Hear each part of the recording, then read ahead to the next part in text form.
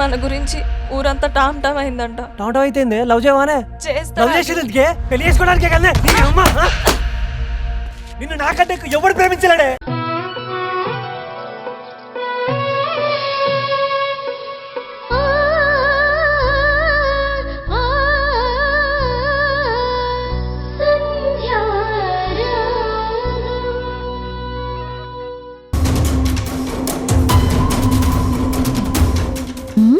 బావా, ఏంటి luggage ready చేసి పెట్టావు?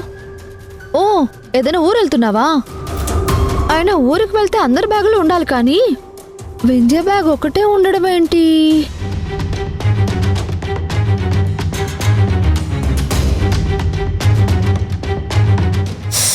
ఓ, ఇద్దరు కలిసి ఎటైనా ట్రిప్కి వెళ్తున్నారా బావా? ఎక్కడికి వెళ్తున్నారు? పుట్టింటికి.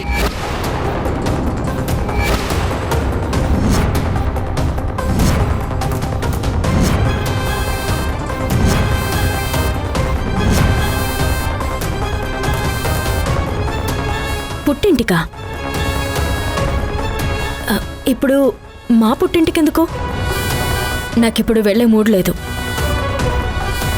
అయినా నాకు తెలియకుండా మనిద్దరం మా పుట్టింటికి వెళ్తామని మీకు మీరే ఎలా ప్లాన్ చేసుకున్నారు? నేను రానంటే రాను. హలో, ఆగుతావా?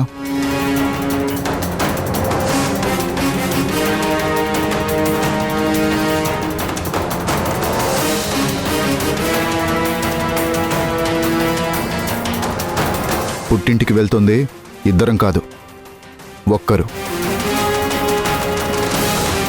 ఒక్కరా? అవును, నువ్వొక్కదానివే మీ పుట్టింటికి వెళ్తున్నావు.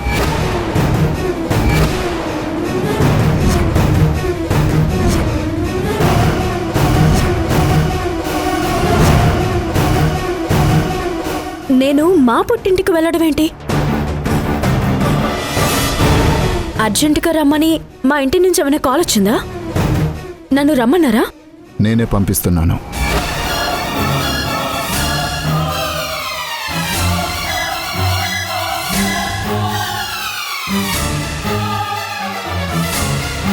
మీరు పంపించడం ఏంటి? ఇదేంటి, దేన్ని పుట్టింటికి తరిమేస్తున్నారా? సూపర్ కదా. అత్తయ్య, అసలు ఆయన ఏం మాట్లాడుతున్నారు? నన్ను పుట్టింటికి పంపిస్తానంటున్నారు.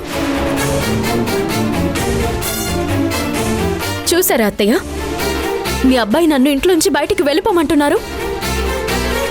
ఆ నిర్ణయం వాడిది కాదమ్మా, మాది.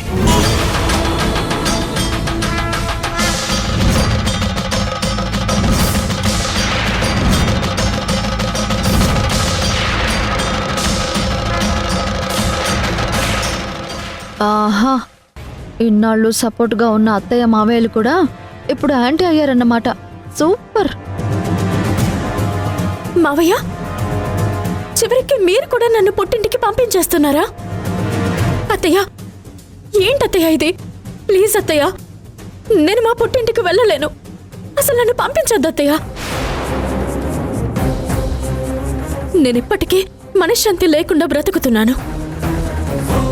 ఇది చాలదన్నట్టు నన్ను పుట్టింటికి పంపించేస్తున్నారా? వద్దత్తయ్య, మీకు దండం పెడతాను. లేదమ్మా, ఒక్కొక్కసారి దూరమే కొన్ని సమస్యలకు పరిష్కారం చూపిస్తుంది. పుట్టింటికి వెళ్ళిపోమ్మా.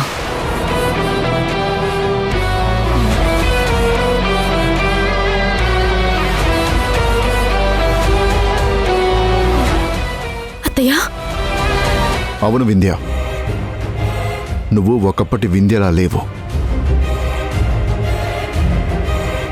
నీతో మాట్లాడాలన్నా నిన్ను చూడాలన్నా చాలా ఇబ్బంది పడుతున్నాం. నేనొక్కడే కాదు, అమ్మ నాన్న అందరం మీ ఇంటికి వెళ్ళిపో వింధ్య.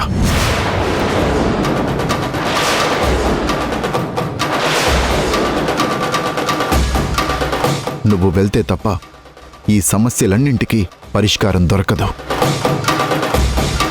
బయలుదేరి వింధ్య.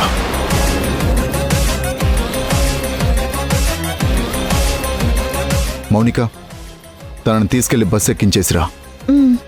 ఏమండి ఏమండి అత్తయ్య నన్ను క్షమించమ్మా. అక్కడైనా నువ్వు హ్యాపీగా ఉండాలని నేను కోరుకుంటున్నాను. మావయ్య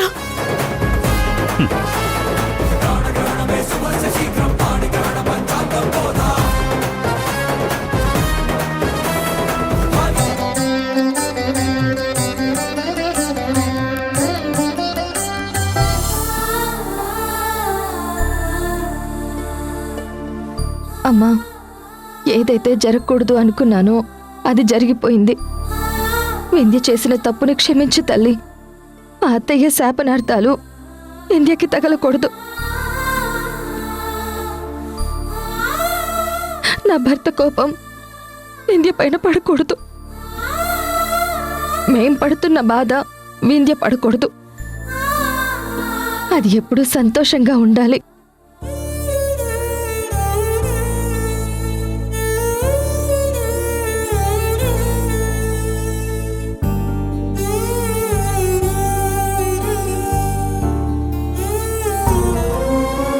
సంధ్య, నీ స్నేహితురాలు బాగుండాలి, తనకి ఏ కష్టం రాకూడదని అమ్మవారికి దండం పెట్టుకుంటున్నావు.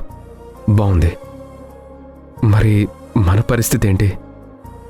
లోన్ తీసుకొని కొండంత ఆశతో షాప్ పెట్టాం. అది కాలి బూడిదైపోయింది. ఇప్పుడు ఈఎంఐలు ఎలా కడతాం? చెల్లి ఫీజు ఎలా కడతాం? అమ్మ హాస్పిటల్ ఖర్చులకి ఎలా చేయాలి? పూట ఎలా గడుస్తుంది? రేపటి భవిష్యత్తు తలుచుకుంటే శూన్యంలా కనిపిస్తుంది. నువ్విలా నార్మల్గా ఎలా ఉండగలుగుతున్నావు? అసలు నీ ధైర్యం ఏంటి సంధ్య? ఏమండి, సమస్యలు లేని మనుషుల్ని ఒక్కరిని చూపించండి. నాకు సమస్య వచ్చిందని ఏడుస్తూ కూర్చుంటే సమస్యలు పరిష్కారం అవుతాయా? షాప్ కాలి బూడిదైపోయింది. మన పెట్టుబడి కాలి బూడిదైపోయిందే కానీ మన గుండె ధైర్యం అది బూడిదవ్వలేదు కదండి. దురదృష్టం వల్ల ప్రమాదవశాత్తు మన షాప్ కాలి బూడిదైపోయింది. అలా అని కాలే మంటల్లో అందరం దూకి చచ్చిపోతామా? జీవితం అంటే ఇదేనా? ఎన్ని సమస్యలు భరించలేదండి. మీ చిన్నప్పుడు మీ నాన్నగారు చనిపోతే మీ అమ్మగారు ఎంతో కష్టపడ్డారని ప్రతిరోజు చెప్పేవారు. అలాంటి మీ అమ్మగారికి కష్టాలేం కొత్త కాదు కదా. మీరు శ్రీజ పసిపిల్లలుగా ఉన్నప్పుడు ఎలాంటి జీవనాధారం లేకపోయినా మిమ్మల్ని పెంచి పెద్ద చేసిన అత్తయ్య గారి కష్టంతో పోల్చుకుంటే ఇప్పుడు మనకొచ్చిన కష్టం ఎంతండి? మీకింకో గొప్ప విషయం చెప్పనా? ఎన్ని కష్టాలొస్తే మనిషి అంతగా రాటుదేలుతాడు. అతను ఖచ్చితంగా కష్టాలు పడే ఎదుగుంటాడు. కొన్ని వేల దెబ్బలు తింటే తప్ప శిల్పి చేతిలో రాయి శిల్పంగా మారదు. ఆఫ్టర్ ఆల్ ఒక రాయికే అన్ని దెబ్బలు పడితే మనం మనుషులమండి. ఇంకెన్ని దెబ్బలు తినాలి? పడదాం, ఎన్నైనా భరిద్దాం. కానీ ఓడిన చోటే నిలబడి గెలుద్దామండి.